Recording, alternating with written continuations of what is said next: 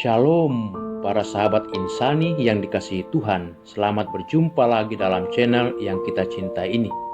Mari kita mendengarkan sabda Allah bersama Pastor Marcel Lolotandung. Selamat mendengarkan.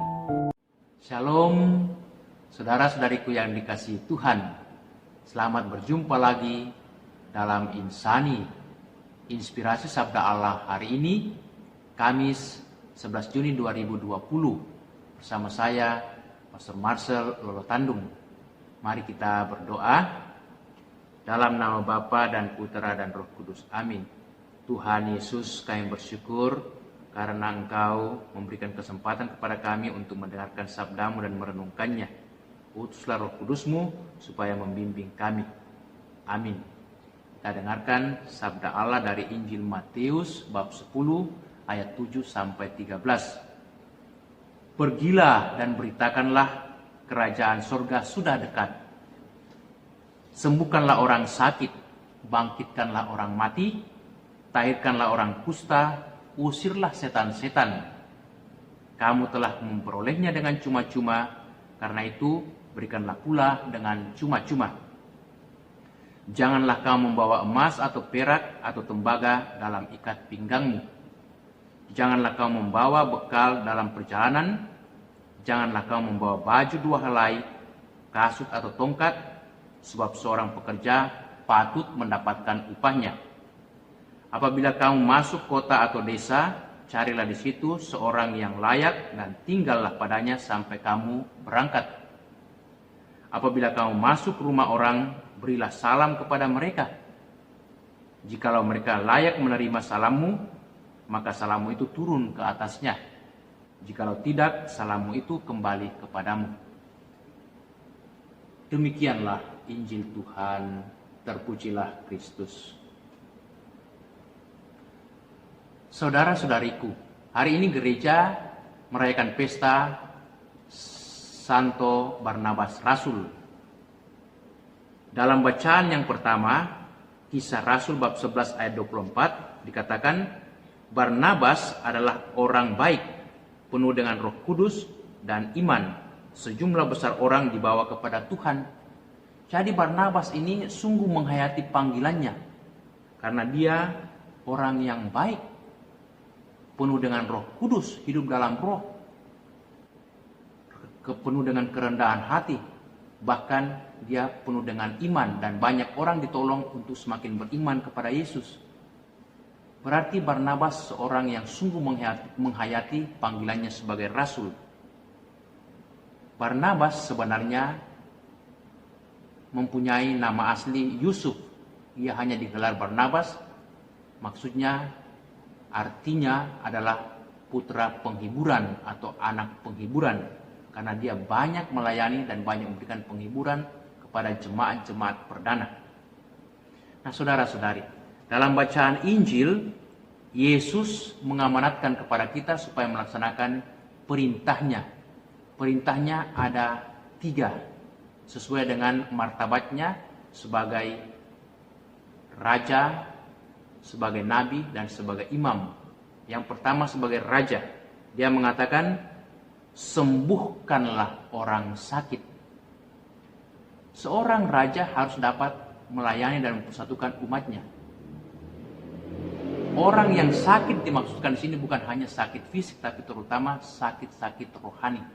Banyak orang sakit rohani yang membuat relasi, hubungan dengan masyarakat, hubungan dengan keluarga, hubungan bersama rusak. Karena kesombongan, karena keangkuhan, karena kebencian, iri hati. Ini yang Yesus maksudkan supaya kita menyembuhkan, supaya kita menjadi rendah hati, murah hati, penuh pengampunan. Sakit tidak hanya fisik, tetapi terutama rohani dan jiwa. Yang kedua, bangkitkanlah orang mati. Ini tugas seorang nabi. Seorang nabi harus menubuatkan apa yang terjadi di masa yang akan datang, tetapi juga terutama memberikan semangat kepada umatnya, semangat kepada rakyatnya. Maka saudara-saudari, mari kita bersama-sama juga membangkitkan semangat saudara-saudari kita yang mulai pudar, yang mulai kehilangan harapan, cemas akan dunia ini, terutama dalam situasi pandemi virus corona. Banyak orang mulai cemas akan masa depannya. Karena memang bisa dipahami, bisa dimaklumi, sekarang banyak bidang kehidupan yang mulai terganggu, rusak, bahkan hancur akibat pandemi virus corona. Orang tidak bisa dengan optimal bekerja dan berusaha, sehingga orang menjadi sangat cemas akan kehidupannya. Tugas kita membangkitkan harapan dan semangat mereka. Dan yang ketiga, usirlah setan-setan. Jadi kita dipanggil untuk mentahirkan, untuk menyucikan, supaya orang tidak hidup dalam roh-roh jahat, tapi hidup dalam Roh Kudus. Itu tugas seorang imam, menyucikan.